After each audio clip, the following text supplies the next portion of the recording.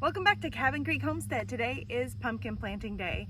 We have had big dreams for this field that we're in right here, and last year was our first time trying pumpkins, and we were semi-successful. We had some pumpkins, we had enough to give away, we had enough to eat, and I kept a few just as decoration because they were so pretty.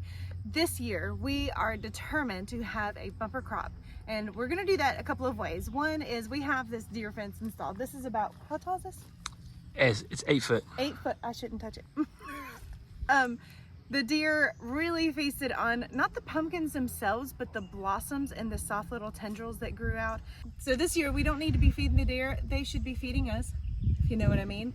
And the deer fence is going to help with that. And the other thing that we're doing to help is we are putting a lot more landscape fabric down. Right now we have it laid out where we want the pumpkins planted, but for extra measure we are going to go ahead and fill the aisles where we'll be walking with landscape fabric as well. I really wanted wood chips here, but unfortunately wood chips are expensive to bring in, and chip drop does not come as far as we are. We have asked multiple times and they've said, I'm so sorry, you're a little bit out of our range. So landscape fabric will do, but this is a 5 foot aisle and we have a 4 foot space of landscape fabric. So on either side, we're going to fill that space with sunflowers. I have wanted to do a sunflower field for so long. I don't know what has taken me so long. I hope we're not too late to plant, but we will plant them, say a little prayer, and put a ton of fertilizer on this area. So let's start rolling out some fabric and get some seeds in the ground.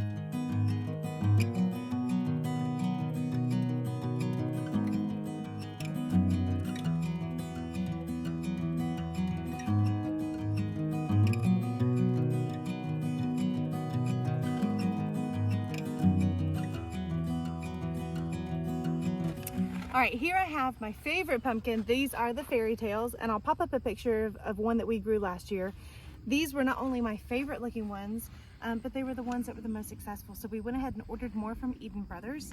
And what I'm doing is planting them about 1 inch into the ground, and I'm covering them with just a bit of soil. I have a very small hole that I've created with a little drill bit. And mainly that's just because I really don't want to have to deal with weeds. So it worked quite well to do it like this. Now, pumpkin requirements.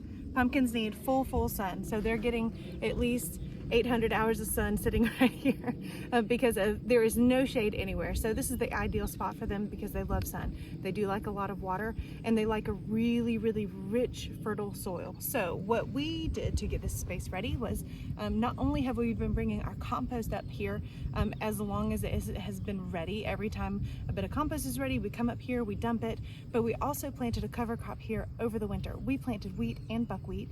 We let it grow to a certain height, and then our neighbor tilled it back into the soil. So we grew our own fertilizer for the soil. Pumpkins are high nitrogen feeders, and so if you can return that nutrients back into the soil, then you won't end up with a stripped patch of dirt that really gives you a poor performance for your plants. So I've only got 100 more. We've got a few other varieties that we're growing as well, like a white one called Spooky. It looks like a ghost, that's why it's called Spooky. Connecticut Field, and a jack-o'-lantern one, and then trying to remember all the different ones that we bought. We also got one that grows really large. My kids begged me to do this. Now the pumpkin growers that you see that grow a 300 or 400 pound pumpkin, they let a vine grow and pinched off every single flower except one. They used one vine to grow one big pumpkin. We're not going to do that because I don't have the time for that. But I do think it would be fun to watch one get quite large. So here we go. This soil has already changed in its texture and in its color. This was hard red clay when we first moved in, and over time adding compost to it and growing buckwheat and wheat in it has helped it to be less compact, and we are seeing a much darker color. So we're still got a ton of iron in the soil, rock, which is really good, but we've added in a lot of organic material so that we have more phosphorus, more selenium. Some people will plant 2 seeds per hole, and that's not a bad idea, but I have found pumpkins to be a very reliable germinator, and so I don't see the need for 2 seeds. And because this is my favorite pumpkin, I will get more by spacing them out instead of wasting 2 seeds in a hole when I think I only need 1. If you were to plant 2 seeds in a hole, you would have to thin them out, because if they're overcrowded, then they're simply just not going to do as well. So I'm taking a gamble on 1 seed per hole.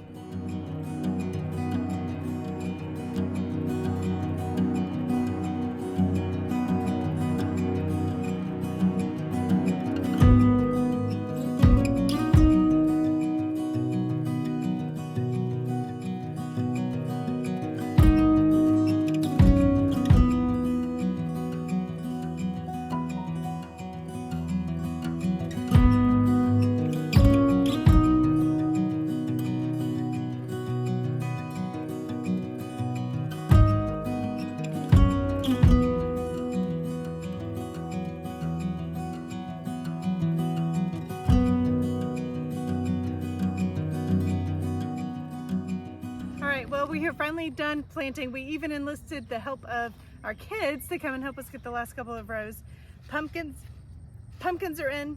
A few sunflowers are scattered here throughout here, and in about 190 to 110 days, we will be picking some fruit out here. Our long-term goal, we tried this last year, we did not have enough to have like a group come pick your own, but we want this to be a pick your own pumpkin patch. We think that would be so much fun. We love to have events out here, especially with the youth from our church, so that is the goal. So we are gonna pray for the fertilizer that's in the ground to do its thing, and for the rain to fall just right for perfect pumpkins. We are also going to pray that God smite the squash bugs. There's very few things I hate more than squash bugs. They are,